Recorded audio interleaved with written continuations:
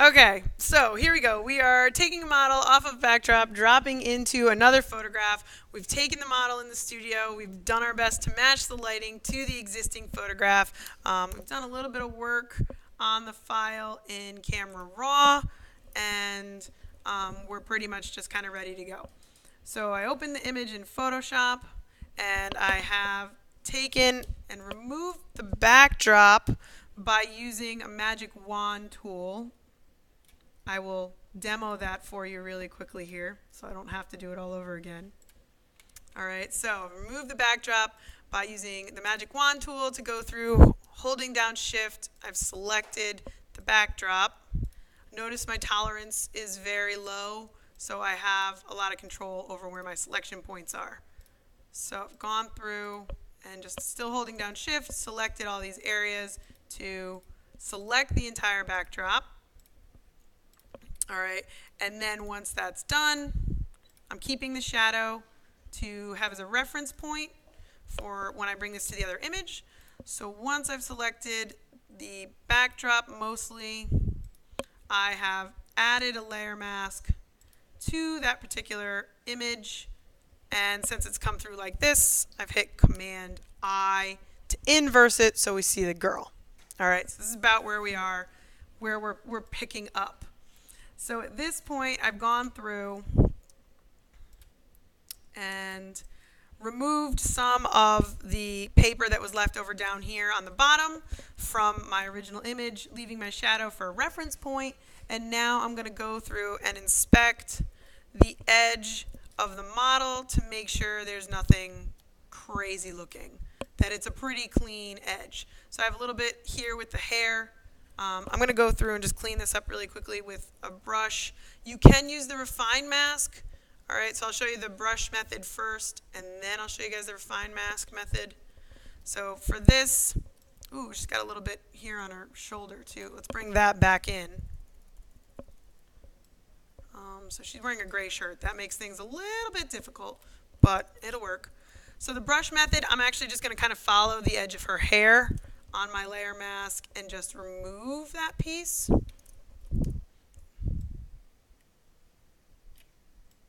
right, something like that. Or with the refine mask, and I'll zoom in a little bit so you can see, I can right click on the mask, use the refine mask tool, and then kind of brush along the edge, and it should help to clean that up a little bit. Refine mask, as you guys know, is a double-edged sword. Sometimes it works great, sometimes it works terribly.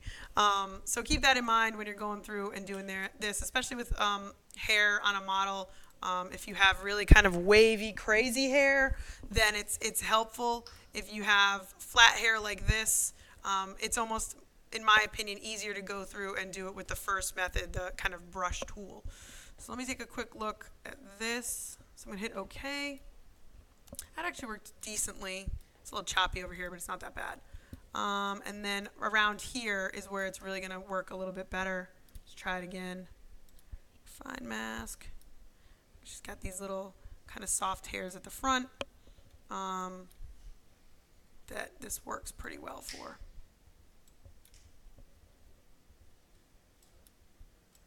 Okay.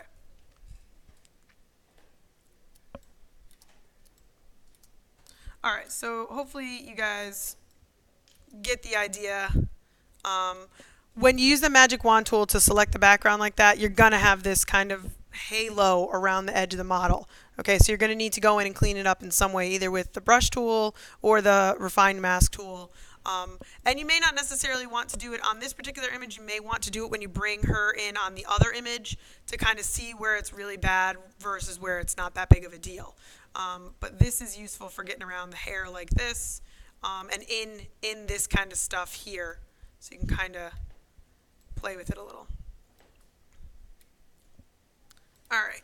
So you guys get the idea on that, right? Yes? Okay. So let's see. We're going to zoom out. I'm going to take a look at this. So what I'm going to do is I'm going to copy this whole thing. Sometimes you guys are tempted to just take and like add the layer mask to the girl and then bring it over. I say keep the layer mask because again, you have the ability to go back and add things, remove things as you need. So I'm going to copy the whole thing. I'm going to do, let's see if this will work for me. Command A, copy. So Command A for select all, Command C for copy. I'm going to come to my bear picture. I'm going to hit Command V and it should just place my layer mask. Awesome. How about we copy the girl? Let's try that. Nope, just brought the girl. All right, then one more thing. So you gotta go on the max to do the copy. No, it's giving me a hard time here. I want to copy the whole thing. So what I'm actually going to do is drag the layer onto the bear. Okay? So let me do that again so you guys can see what I did. So here I removed the tab from the top of Photoshop. I just clicked and dragged to remove it. So it's now its own window. And I drag the layer of the girl onto the bear. So if you just grab the layer, it wouldn't go, it wouldn't move. You have to remove the full picture first when you said remove the tab. It might. I mean, let's see. I might be able to. No, that's not going to work. I'm not 100% sure what you're asking me, Paul, but I think. Well, I was thinking just grab the layer and move it to where you want it without you going through all that. You say it won't work? I don't think so because I tried. I don't know. I don't have anywhere else to drag it to. I mean, I can try dragging it to this picture up here and dropping it on there, but that didn't seem to work. So that's where just kind of doing this. And, you know, Photoshop used to have multiple windows like this. It used to not have it set up the way it is. So you were working on multiple windows and it was a lot easier to drag things. They've changed the interface now. All right, so I have my model. I have my bear. That looks really funny. One thing to keep in mind too, guys, when you're doing this, and I didn't check this yet, but take a look at your image sizes. So this I have 9 by 10 at 300. My bear, I had switched it, but it should kind of come out as, oops, wrong button. There we go. I'm going to put this at 300 as well, and I got 14 by 9, and they're about the same resolution, okay? So if you have one image that is a very different resolution than another image, you're going to have problems when you try to bring the two of them together. The girl is a bit of a higher resolution. Was shot much closer with probably about the same resolution, and that's why she's so much bigger than the bear right now. So bigger is good. Smaller going larger is not as good. Why? You're going to lose detail, yes. So we have the girl larger than the bear here. I can see a little bit of gunk still around the edge of my layer mask right here, that line. I don't even know if you guys can see that. So I'm going to clean that. Oops. Clean that up. Wrong button. Make sure I'm on my layer mask here. There we go. There we go. Third time's a charm. So I'm going to just clean that up a little bit. And now I'm going to scale down the girl. So I'm going to go to Command T or Edit Transform or Free Transform and hold down Shift and scale down my girl until I feel that she is about the right size to deal with the bear. No, it's the other way around. The bear's gonna deal with it. Well, yeah, the bear is going to deal with her. But I mean, the thing you have to remember too is like, you know, we're kind of playing here. I'm having some fun with this, but a grizzly bear is kind of huge, okay? They're gigantic. So I'm going to actually make her even a little bit smaller to kind of really, I don't think she'd be quite that small. But let's try that, okay? So this is one of those things, you know, do a little research, figure out how big a bear is. She was pretty short, so we'll go with that. So I have her now kind of in there, and she definitely doesn't look like she matches, right? She looks totally dropped in there.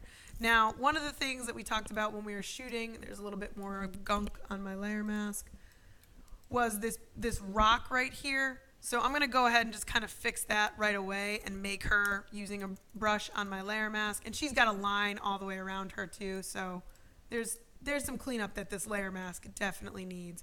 But I'm going to put her right behind that rock and make it look like she's behind it. How'd you do that again? put her behind the rock? Okay, so all I did, Paul, was so she's on a layer mask. There's the layer mask, okay, this right here. Let me turn that on so you guys can see it. So all I did here was I used my brush tool on the layer mask to remove some of her shoe, okay?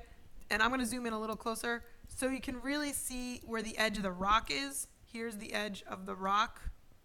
And I'm just going to kind of make the shoe look like it's behind the rock. So just kind of follow along where the rock goes on the shoe.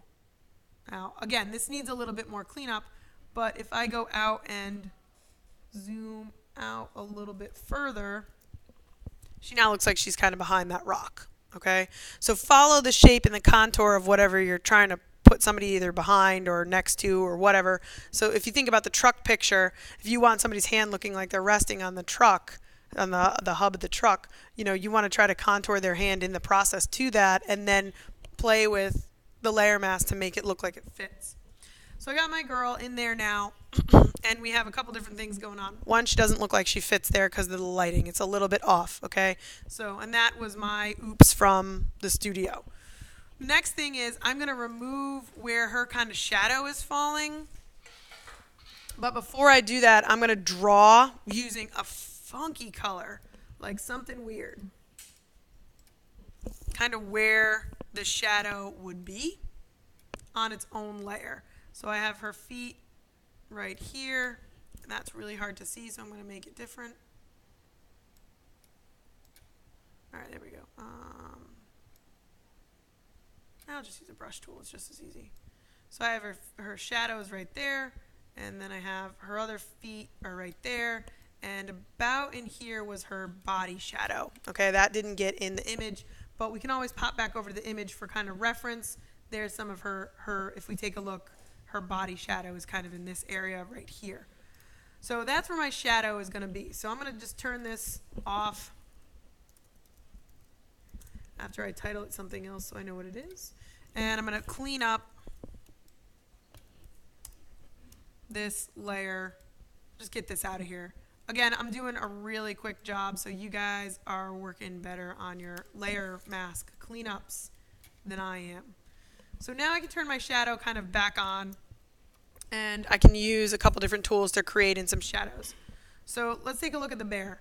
The bear has got a relatively soft shadow, but still somewhat defined, okay? So that's what's telling me when I shot the image, hey, this is like soft lighting, something like an overcast day, obviously from the picture, so you need to make really soft light. So I'm going to make a relatively soft, but still somewhat defined shadow for her. Now what I can do is I can actually copy her and create a shadow from her body, or I can draw it in. Okay, I'll show you guys the drawing method first. That's the kind of easy, quick, and dirty way, and then I'll show you the copy method. All right, so what we're going to do to draw it in, I'm just going to pick a new layer in. I'm going to call it shadow. And I'm going to pick from under the bear, using the eyedropper tool, a color here. So I have this dark gray. I'm going to come over to my girl, zoom out a little bit, turn my shadow back on, use a brush, and just kind of paint this in with a nice soft brush, just to kind of see what we have here. Okay, now I'm going to give her a little bit more kind of underneath her, and we'll go from there. So there's my start. Looks terrible, right? Yeah. So we're going to set this to overlay. Still looks pretty terrible. Bring this down on opacity, and then we're going to copy the layer and set that to multiply and play with the opacity as well. So now we look like we have, let me zoom out, let me zoom out, let me zoom out, something. It's not perfect. The nice thing about having this, though, is I can move it. So I've selected both layers, I've used the V tool, and I can move this around. All right. The other thing I can do to kind of help with this is I can kind of blur both of them. I can do let me merge these together. I can do just a Gaussian blur. And I'm going to zoom in so we can get a better idea on that to, oh, actually I lied. I don't want to merge those layers. So I can blur each one individually. Let's do that. There we go. If I merge them, it's going to take away these blending modes. So let me blur out the one first. Actually, that doesn't look too bad right like that. You guys can play with this a little bit. Let's do this. Blur out the layer that is multiply. See how that one looks. All right, just put that one on. Let's try the shadow layer. See how that one looks. Filter, apply that same. Still not there yet. All right, so I don't particularly care, obviously, for this particular method of creating shadows. I think it's somewhat, it works, but it has its place in the world. So I'm just going to shut these off so you guys can't see them. Now, the way to do it with her kind of body is to copy her. So I'm making a copy of her. I'm going to apply the layer mask. So by applying the layer mask, I just now have her all by herself. Okay? So what I'm now going to do is I'm going to use the transform tool to flip her over. All right? Flip her over and line her up as to where I would think her shadow would fall. I'm going to turn my shadow prep layer back on. I'm going to come into edit, transform. I want free transform because I'm going to move her all over the place. Now, take a look at this. This tool right here, this is the rotation point for where things get rotated. Now, when people are standing on the ground, their shadow usually starts where they're standing, right? So what we can do is we can use that rotation point to kind of go right at the base of where her center of gravity is. So not necessarily the base of her foot, but the base of her center of gravity. And then from here, we can flip her over, move her so her feet still line up, and then zoom out a tad, skew her. I don't want to do it this way. There we go. Oop, wrong button. Can rotate and kind of skew her to make it look like a shadow. Now, it doesn't look like a shadow at all right now. I don't want to rotate her. I actually want to skew her. I don't want to rotate. I want her feet to stay touching each other, okay? Let me turn this off so you guys can see that a little bit better. So I want her feet to stay touching each other because that's how the shadow stays grounded to her feet, okay? So now what I'm going to do is I'm going to come into edit, transform, skew, and this allows me to do this. Skew and distort. Kind of like we were talking about earlier, skew and distort are good ones for this. All right, so there. I got her a little bit better. I still need to move her feet just so they're kind of still touching. And I want my shadow over here somewhere. I'm going to really squish this on her too. Why am I really squishing it on her?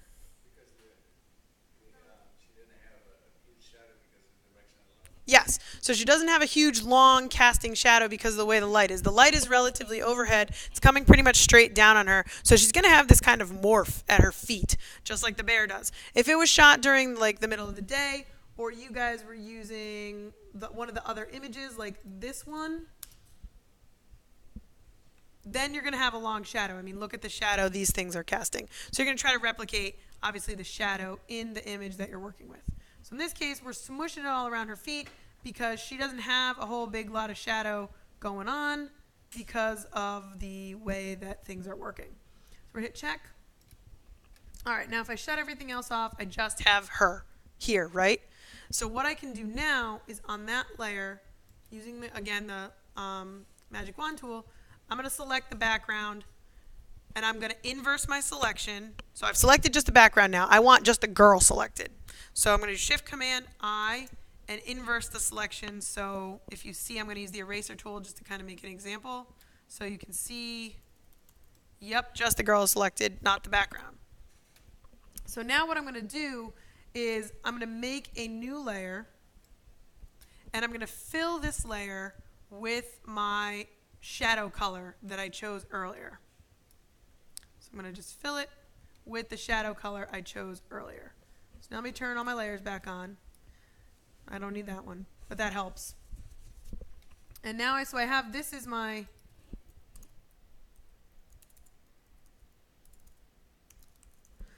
new shadow layer. Now the girl at this point, the smushed around layer with the girl, trash it, you don't need it anymore. It was only a tool to figure out kind of where to put the shadow. All right, so I'm just going to turn it off. Wow, I can't spell. Hey, Sarah, when do you know you have the background selected and not the girl? By where the marching ants are. So let me kind of show you that again. If we have the girl, I'm going to just turn everybody else off. I'm going to undo my selection here. Oops. Turn everybody else off. So I'm going to undo my selection. I'm going to zoom all the way out so I can see the whole picture. If I click with the magic wand on the background, I'm clicking on the background, so it's going to select the background. And the way that you can tell is you see the marching ants around the outside here. So then the cheater way, in my opinion, too, is that eraser tool. If you're not 100% sure, just go to the eraser. What's erasing? That's selected. What's not is not selected. And if you want to select the girl, you move the magic wand to the girl. So there's two ways to do it. You can move the magic wand to the girl, and I can just click on the girl. But what that's going to do is what it just did is select a part on the girl.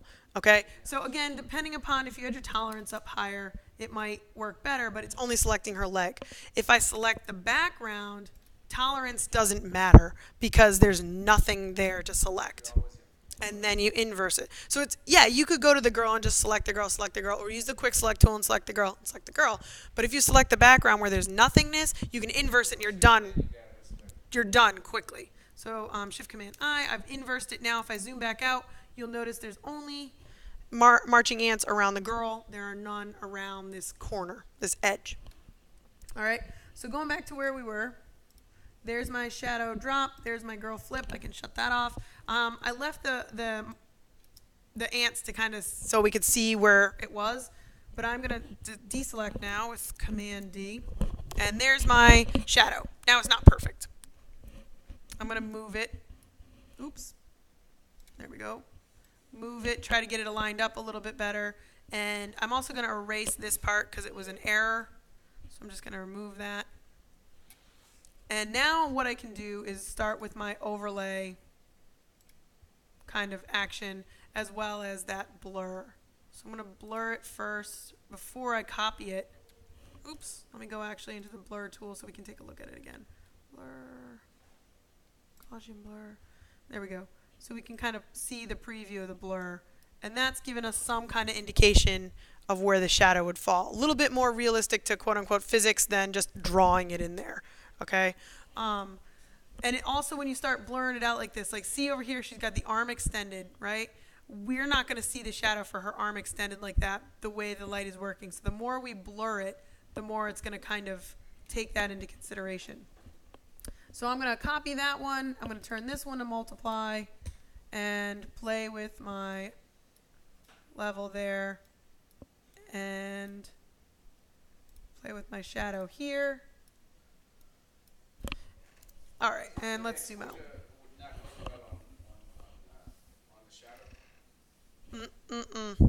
I mean, you can try it, like adjusting the exposure. The thing to keep in mind is shadows are not necessarily just gray. They are colors as well. So that's why I picked the shadow under the bear. If we look back at this image here, come on, that has color to it. It's a really dark yellow. Okay, so we tend to think of shadows as just gray or black. That's not the case. So that's why picking a color is going to be helpful and then playing with some of those blending modes to get it to kind of match. To answer your question, I don't think exposure, I mean, you can try it. It's not, and there's many different ways to make shadows. I found that this overlay multiply option tend to be relatively successful. There's other ways to do it. You know, you can get the shadow in Studio and then kind of play with it. I didn't have enough space to get the whole shadow, so I kind of wasn't as concerned about it too because I knew I was going to have really soft kind of light. So she's further away from the ground, so that's going to make her shadow even that much smaller. The bear is closer to the ground, and that's why there's more of a shadow with the bear. And even this shadow isn't quite perfect. I might play with it a little bit more to really kind of get it to match better. Now she's looking still not perfect. The layer mask, so if you take a look really close, the edge of the layer masks are still kind of screwing up around her, like right down in here. So I may want to come in and do some more refined masks and really try to fix this up and see if I can get that to work a little bit better. And that's going to make it more believable. And again, go along the edge of her and see what we can get to work here. Let's see. Is it working for me? Come on. All right, so hit OK. So if we look at that, that actually looks a lot better than what I just had. So there's where I was. Here's what I have. And if I zoom out to like 100%, that's actually already looking a lot better. No, content aware is for when you're trying to create things. This, you're trying to just remove a little bit of the backdrop and go from, removing the backdrop. So for her, the big thing right now is the lighting on her is still not quite perfect. I'm not loving how I shot this. But the other things I can do too is, in addition to that, having shot the lighting better, is I can also, kind of bring her face down a little bit. I'm actually going to do that with a curve. So I'm going to set curve to luminosity. I'm going to choose her face. So it's pretty up there high. I'm going to bring it down. I'm going to inverse that and just paint in her face. And any other area I think she might need to be a little bit darker. Okay? Because remember, this is somewhat backlit, but not as backlit as I have it photographed here, unfortunately.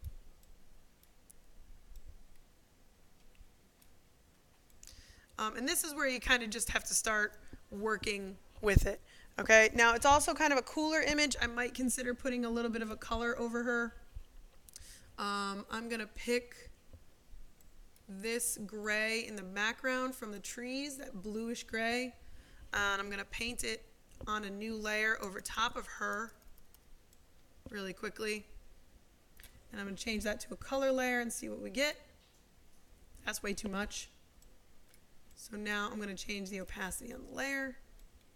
And that's going to cool her off and give her a little bit more of a haze. Okay? So now once you guys have all of this, you guys can definitely have some fun with this after the fact. So I want you guys to add some text to the image as well. So maybe something like, let's go with a dark blue. Play with the font and all those things, but make it kind of travel postery. Visit Alaska or don't get eaten by a bear. No, something like that where you have, Don't feed wildlife. I know, don't feed the wildlife. But definitely you guys can have some fun with it. Make it kind of like one of those fun travel-y posters. I don't even know if did I spell Alaska right? I guess I did. Whoa, yay. But we're in the process of still working on this. I still think she's actually a little too large. I think, she is just a little bit too big. So I'm going to go back and kind of make her smaller. And at this point, the only thing that's really going to affect, hopefully, is my color layer that I put over top of her here. Let me check her so she's the right size. My color layer that I put over top of her, okay, and also possibly my shadow and my layer mask. So you can kind of see that there. The other thing you guys can do too is in addition to the color layer here like I have, you can use curves and levels and things like that to do color correction techniques to take out some yellows or add some blues or what have you to make it look like they fit a little bit more. So the biggest problem right now with this one is, in my opinion, is that highlight that's just kind of showing up on her back here. But you can see too, I screwed up her, wrong button, clean up that line. I screwed up her foot again. So how do you remove the line? I'm just using the layer mask. So I'm using the black brush on the layer mask to remove, anything around her. So like I just saw this little spot right here. So I'm going to do that. You can definitely see the line around her. And for this, that refined mask has been working actually pretty well. So that one might be worth going in and kind of cleaning up. Like, see her shoelaces right here? I can take those and do that. Kind of clean up the shoelaces so they look like they fit a little bit more. Let's do these shoelaces as well.